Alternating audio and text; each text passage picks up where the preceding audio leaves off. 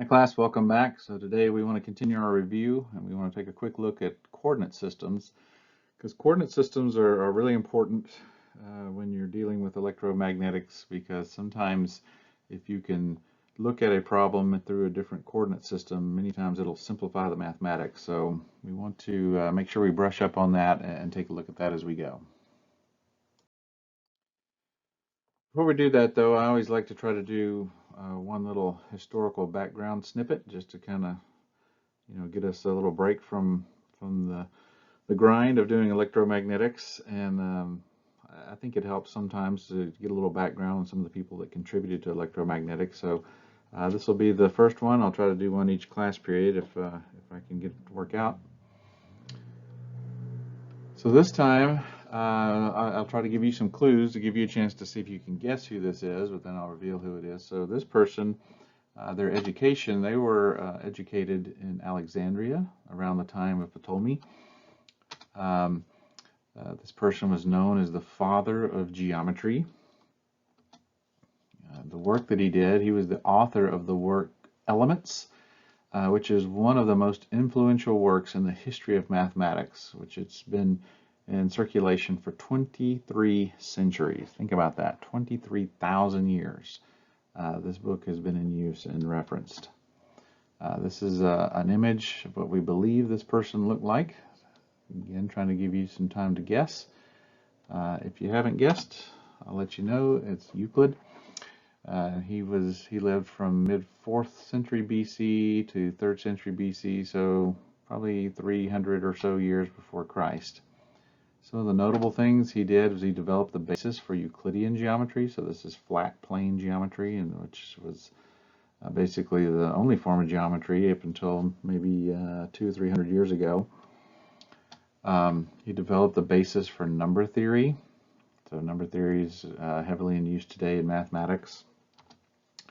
And Euclid's lemma on factorization, this led to the fundamental theorem of arithmetic, which the fundamental theorem of arithmetic states that any number can be broken down to be written to a product of prime numbers. For instance, 16 is 4 times 4, 2 times 2 times 2 times 2, all prime numbers. So that came from Euclid's lemma. So now back to our study of electromagnetics. We looked at vector algebra last time. We want to look at coordinate systems this time, primarily Cartesian, but we want to explore, what our other options are. So just a brief overview, the types of coordinate systems. As we mentioned, we have the Cartesian coordinate system, and this uses 3 orthogonal planes to describe three-dimensional space. Another common one is cylindrical coordinate system. So cylindrical coordinate system, this uses 1 cylinder and 2 orthogonal planes to describe three-dimensional space. And then the final one is spherical coordinate system. This uses 1 sphere, 1 cone, and a plane, all orthogonal to each other to describe a three-dimensional space. So the first one we want to look at is Cartesian coordinate system. So in this previous lecture or chapter, we demonstrated how the position of a point could be expressed in terms of orthogonal unit vectors or component vectors. That's the A1, the A2, and the A3 vectors we talked about. The Cartesian coordinate system, sometimes called the rectangular coordinate system, this is really just an extension of this concept, except instead of using orthogonal vectors, we use mutually orthogonal planes. And so what does that look like? This is an image depicting that. So you can see here we have our X plane, which is this guy. We have our Y plane, the darker one. And then we have our Z plane, which is the flat plane here. And you can see they're all derived from our AX, AY, AZ, which is our A1, A2, A3. And then you can see you can extend these planes out to describe any point in three-dimensional space. So some things we need to think about is a differential unit in Cartesian coordinates, and how do we define that? It's pretty simple. So if we have a differential length, dl, So any length you want to try to describe here, it would be the dx differential length in the ax direction, the differential length in the y direction, and the differential length in the z direction. So that's simple enough. If we were going to try to define a surface, we could do dsaz. So z surface would be this top surface, so the z vector would come straight out of it and be orthogonal to it. So here we see we have the dx ax side, and then we have the dy ay side. So we take those two vectors and we do the cross product. When we do the cross product, we multiply the magnitudes, and then it's ax crossed ay, which gives us the new unit vector az, which comes straight out of that surface. So we can repeat that process for the other two surfaces, the ax surface, which would be over here, and the ay surface, which would be over here. And again, you come up with very similar differential surfaces. And so finally, we can define the differential volume. So like this cube here, how do we define the differential volume? Well, the differential volume is just the dx times the dy times the dz. So as all of these vary or shrink or expand, it's going to define this differential volume here. So Cartesian coordinate system should seem familiar to you, hopefully, and hopefully this isn't too much of a stretch for you. So this next image we have is kind of describing to us the cylindrical coordinate system. Hopefully you've had some exposure to this in calculus. Much like the Cartesian coordinate system, the cylindrical coordinate system utilizes three mutually orthogonal surfaces to describe the unique location of points in three dimensions. But instead of using three orthogonal planes, the x, y, and the z, this system uses orthogonal planes and an orthogonal cylinder. So in this system, the location of the point as projected into the xy plane, so that's this plane down here at the bottom, the xy plane, is described using a radius. Here's the radius, and an angle phi. So how far do we move this radius around? And then the z location is described the same as it was in the Cartesian system. So how far up do we come from there? Therefore, any point can be described in this system by given a radius, an angle, and a height, or it would be an r, a phi, and a z. So this is the cylindrical coordinate system. So let's look at a differential unit in the, or differential units in the cylindrical coordinate system. What does this look like? So differential length, dl. So we will have drar. So as the radius moves away from the origin, we're going in the r direction. So it's just the differential length going in that direction. Then we have r d phi. So the d phi is the angle. We're differentially swinging this angle. So we have to multiply times the r because that depends on how far away we are. If we're in here, you know, the differential swing is much less than if we're way out here, the differential swing is much more. So that's indicated by how far away we are, or the r value there. And then the dz is just the differential height, so dzaz. So the differential surfaces are going to be different depending on which surface we're talking about. We see three surfaces showing here. So if we talk about the dsaz surface, so that's this surface on top because the z vector will be coming straight out of that, right? So we will have the dr surface, which is this surface here, right? So that's just your drar. You can see it defined down here or projected down here. And then the other one is the rd phi. So that's these two. So you'll have rd phi here and rd phi here as well. So remember that r has to be multiplied because those are going to be different in length. And then we'll cross the ar and the a phi vectors. And so we'll get dr, r, d phi, and then az. So that az vector is coming straight out the top. The next one is if we're going in the r direction. So that'll be this surface over here. And so we'll have that r d phi, these sides here, the r d phi, and then we'll have z a z, that's the sides, the height.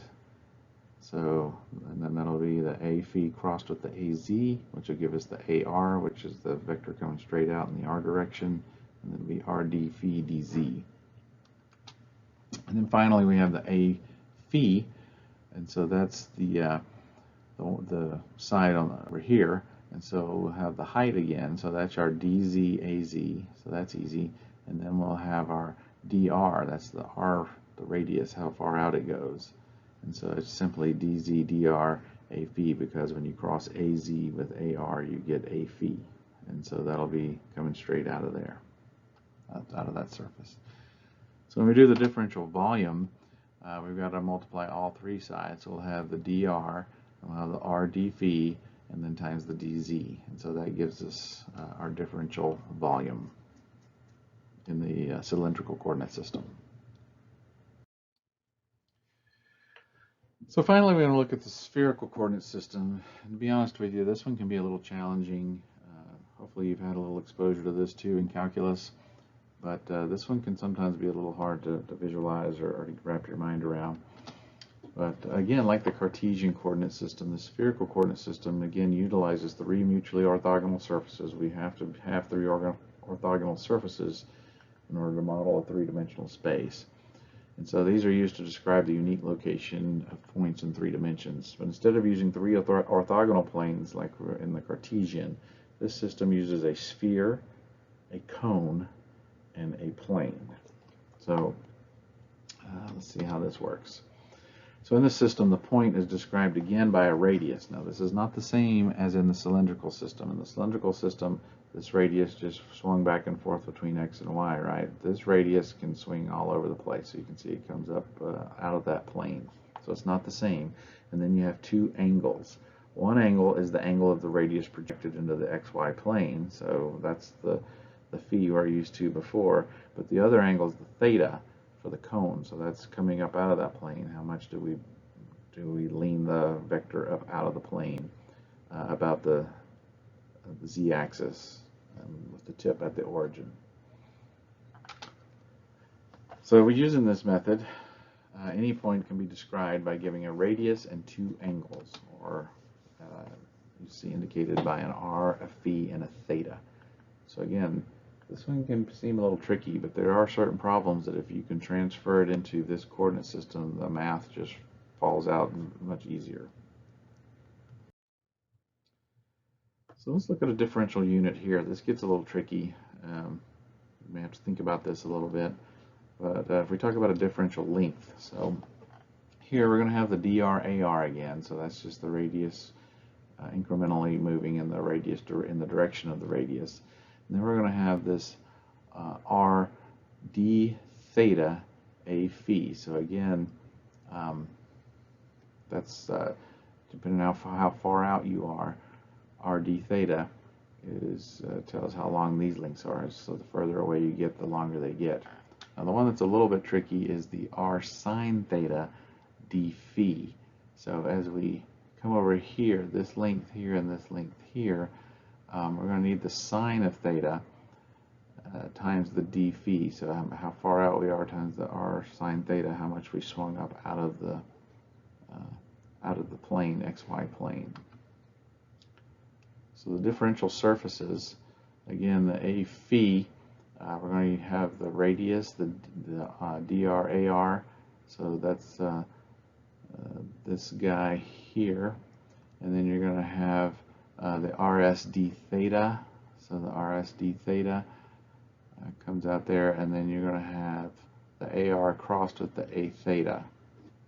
So the ar crossed with a theta gives us a phi. And so that's what comes straight out of that surface. So if we do the dsar, that's this surface back here, we're going to have rd theta, that'll be this length here. We'll have the r sine d phi, that'll be these up here. And so a theta crossed with a phi gives us ar, so that's going to come straight out of there again. And then finally, we'll have the ds a theta, that's this guy here, and so you'll have r sine theta d phi, and that's these sides here, and then you'll have your r dr, which that's just these guys here. And so when you do a phi crossed with ar, you get a theta, so it's r sine theta d phi dr. Seems a little messy, but again, for certain type problems in electromagnetics, this can really simplify the mathematics. So again, the differential volume Again, we just multiply those units together, so you'll have dr r d theta r sine theta d phi, or the result is r squared sine theta dr d phi d theta.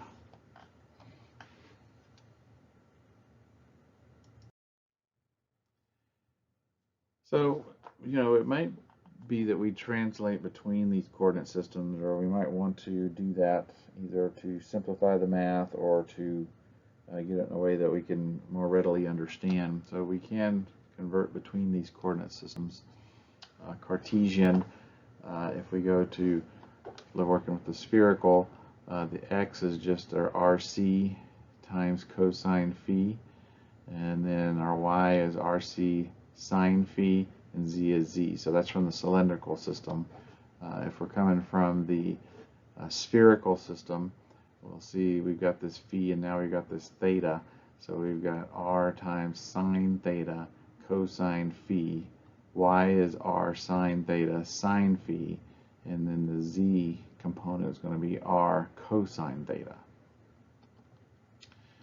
For cylindrical conversions, if we're coming from the Cartesian, our new radius is going to be just the magnitude there of x squared plus y squared, and then our phi is going to be the inverse tangent of x over y, and then of course our z stays the same between those types of systems. And then in spherical, if we're coming from Cartesian, our radius here is going to be x squared plus y squared plus z squared from the Cartesian system, and then our phi is going to be the inverse tangent of x over y. Our theta is then the inverse tangent of x squared plus y squared square root over z. And so this should give you the tools you need to transport from one coordinate system to another. Again, we'll usually always try to stay in Cartesian if possible, just because that's easiest for us to visualize most of the time. Cylindrical is not too bad, but spherical, for certain type problems, that does work out, and we'll have to work through that when we get to them. So let's look at a quick example working with this. For this example, we're going to find a unit vector that is normal to a arbitrary plane, and so we're going to define this plane by this equation, 5x plus 2y plus 4z equals 20. So there's a plane that all the coordinates in that plane satisfy this equation. So the first thing we want to do is rewrite this equation in the plane form, which the plane form, you'll have this equation equal to 1. So in able to do that, we'll divide everything by 20. And when we do that and simplify, we come up with x over 4 plus y over 10 plus z over 5 is equal to 1. So if we were to graph this, this is what this would look like. So we'll have an x-intercept at 4, a y-intercept at 10, a z-intercept at 5. That's the way this usually translates. So this forms a new plane that kind of slices slanted ways through our coordinate system there. So what we want to do now is define a unit vector that's normal to this plane, that comes straight out of that plane, that has a magnitude of 1. So to find a unit vector to the plane, we consider two vectors lying in the plane and evaluate their cross product, which will result in a vector normal to the plane. So if we can find two vectors inside this plane, take their cross product, remember their cross product creates a new vector that's normal to both of them, so it'd be normal to this plane. So we can find vectors in this plane pretty easily. For vector RAB, we're just going to take the points A and B and subtract them from each other. And so if we do that, we'll have 0 minus 4 for the x component, 10 minus 0 for the y component, and 0 minus 0 for the z component. So if we simplify that, it's negative 4ax plus 10ay. So that's this vector. This would be a vector laying right here on this plane. So we can do that again between a and c. We take, again, subtract a from c, so 0 minus 4, 0 minus 0 is here, and 5 minus 0 is here. Simplify that out, and we get minus 4ax plus 5az. So the next step here is to take that cross product. So we'll use the technique we saw in the last lecture. We'll cross RAB with RAC. Again, we put our unit vectors here. We've got RAB here. We've got RAC here. And when we do our crossing method, we get a resultant vector of 50AX plus 20AY plus 40AZ. So this is a new vector that should be normal. It's not a unit vector, but it's a new vector that's normal to this plane. So it comes out orthogonal to the plane, or at a right angle from the plane. So we can make it a unit vector easily enough by dividing by the magnitude of this vector. So we take our original vector, and here we're going to compute the magnitude. So remember, we just take the components here, squared, square root, and then divide this out. So it'll be 1 and 3 over this times the square root of 5. And so this should now be a unit vector. So what I did to get from here to here, just so you're not confused, is we divided this out. We simplified the vector. Okay. We divided by 10. So see, if we divide by 10, it's going to be 5 plus 2 plus 4. And so this is 5 squared, 2 squared, and 4 squared. So just didn't want to confuse anybody with that. And so what that means is this vector up here has a length of 3 times the square root of 5. So it's not a unit vector. So when we divide by 3 times the square root of 5, this gives us a magnitude of 1 here.